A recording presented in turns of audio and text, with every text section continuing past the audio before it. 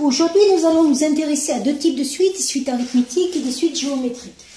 Je vais prendre par exemple les éléments suivants qui sont constitués par le nombre 1, le nombre 3, le nombre 5 et 7. On remarque que si on essaye de trouver une logique pour passer d'un nombre au suivant, ici il s'agit de rajouter à chaque fois plus 2. Dans ce genre de situation, on parle d'une suite de nombres qui aurait une progression arithmétique. Imaginons que le 1 prenne la première place. On dit donc que le 1 est égal à U1, où 1 désigne la première place. Le 3 désigne la deuxième place. Donc on va dire que le 3 est égal à U2. On se rend compte que pour passer de la première place à la deuxième place, on ajoute plus 2. On va donc avoir une relation qui va se mettre en place entre un élément de la suite et le suivant. En l'occurrence ici, on voit que le nombre U1, quand on lui ajoute le nombre 2, on arrive au nombre U2. On voit que le nombre U2, quand on lui ajoute le nombre 2, on arrive au nombre U3. On est en train de définir les éléments d'une suite qui auront la particularité de se suivre avec un ajout d'un nombre constant qui est le nombre 2.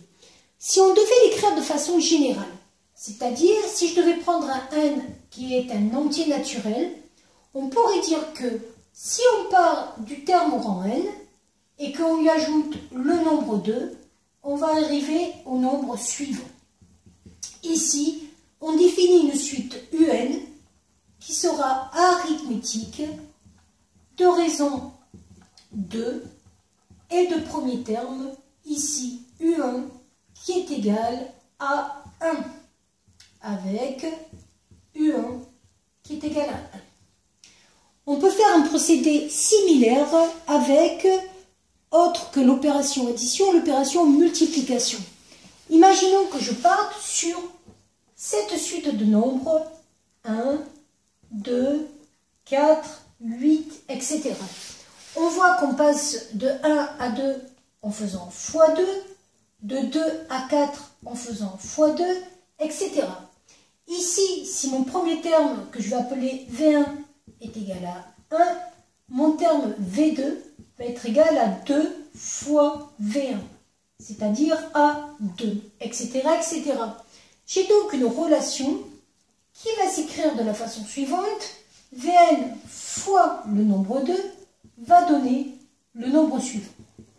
Cette relation-là va nous permettre de définir ce qu'on appelle une suite géométrique. Et la raison de cette suite géométrique va être le nombre 2 par lequel on multiplie pour passer d'un terme au suivant. Et il faudra toujours définir cette suite à partir d'un premier terme. Le premier terme ici sera V1 qui est égal à 1. Voilà.